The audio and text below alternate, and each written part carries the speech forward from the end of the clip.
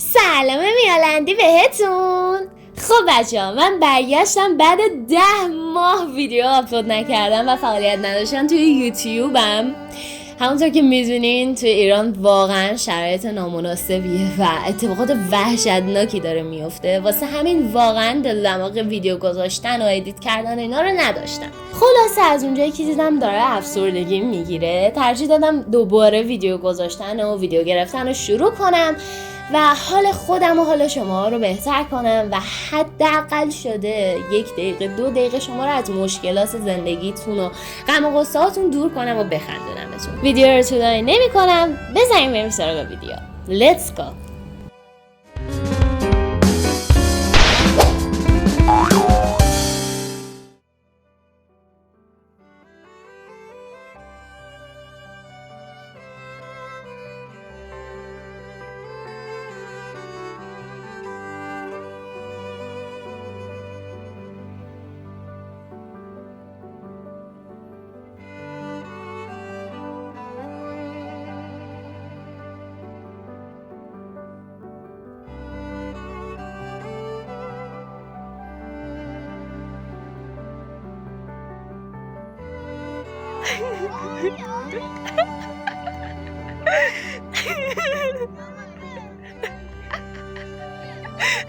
بابام داره فوتبال بازی میکنه.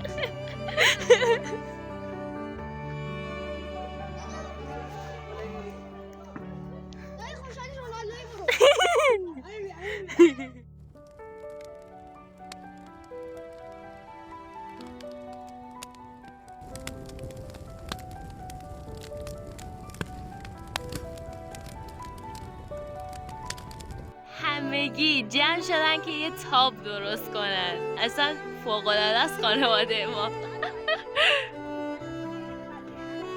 بالاخره موفق شدن که تاب درست کنن.